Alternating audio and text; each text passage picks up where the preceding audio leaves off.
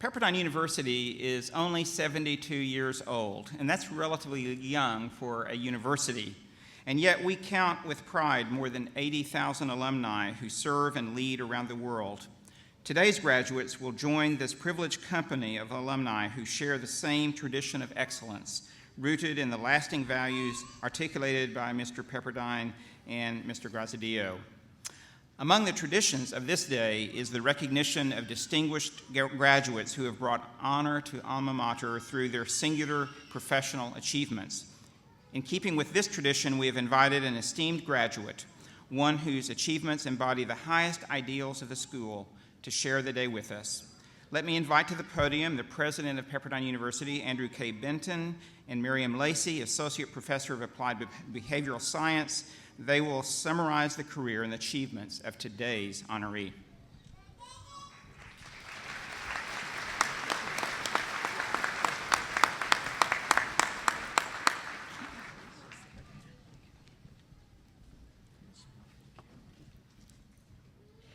President Benton, today it is indeed my honor to present David M. Bowman, who just concluded his illustrious tenure as Vice President and General Manager for the Boeing Company's Global Mobility Systems Division. Through his work, soldiers and all the freight they require were safely and effectively transported around the world in Boeing military personnel and cargo carrier aircraft. As the former program manager of the C-17 large military transport, Mr. Bowman assumed responsibility for all business, technical, and production support. Mr. Bowman began his career with Boeing, more than 3 decades ago, moving through a variety of technical and leadership roles during his tenure there. He has been the vice president and general manager of the Boeing tanker programs, and he had responsibility for other mobility businesses, such as the C-14 and the C-27J. During this period, Dave received his executive MBA from Pepperdine in 1998. Since then, I've had occasion to have many students from Boeing in my classroom. Uniformly, they have referred to Dave Bowman with respect. They admire him as a leader among leaders and a man of integrity and stewardship. Esteemed in his field, Mr. Bowman is an associate fellow of the American Institute of Aeronautics and Astronautics, and he has served as director of the International Society of Flight Test Engineers. Mr. Bowman is also an active contributor to the life in his community. He serves on the boards of California Conference for Equality and Justice, the Special Olympics of Southern California, and the YMCA of Greater Long Beach. It is indeed my privilege to present David M. Bowman, a devoted husband, dedicated father of 2, and proud member of the business school's class of '98, as the Distinguished Alumnus for these spring 2010 commencement exercises.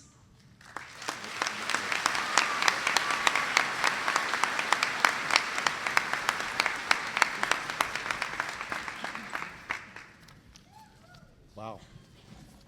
Well, thank you, Dr. Lacey, Dean Livingstone, President Benton, and the staff and class of 2010. It's an enormous honor and pleasure for me to come back here and join you all today to share in your honorable graduation. I remember vividly and fondly my time at this great institution, learning all I could about global technology management, which was my focus. I sought out Pepperdine because of its rich, world-class learning opportunity. I further drove myself to enter Pepperdine while employed full-time at Boeing because of Pepperdine's Christian Foundation. When Jesus selected his 12 apostles, his initial leaders, if you will, and commanded them as to their mission, he clearly states in the Gospel of Matthew chapter 10, verse 8, "Freely you have received, freely give." I proudly wear my Pepperdine ring and have ever since I graduated here, which has that very verse inscribed for me to always remember.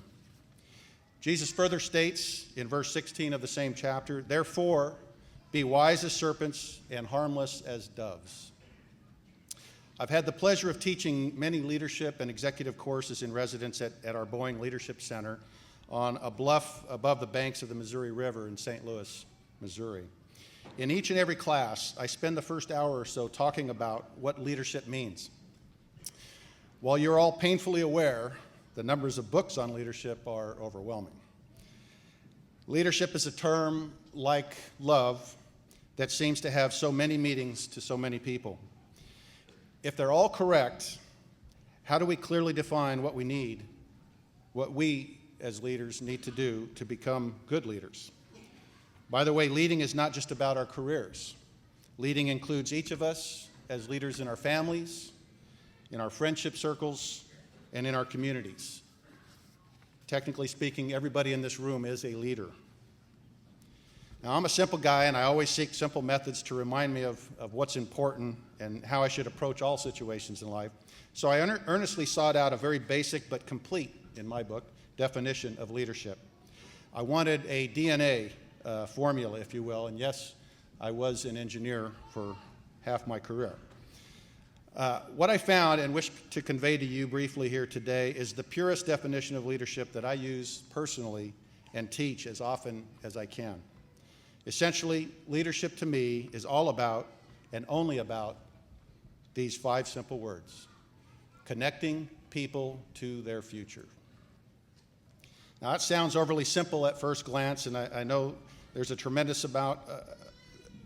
That sounds overly simple at first glance, but I can tell you there's a tremendous amount of richness and meaning behind it. The first word, connecting. Leadership is an action.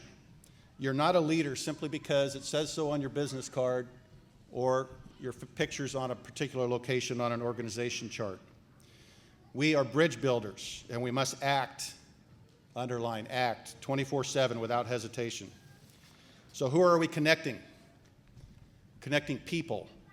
And this is a diversity concept for our in this particular definition, in that it doesn't state that we're to connect only those people that look like us, act like us, or agree with us. And connecting people to what? It's to their futures.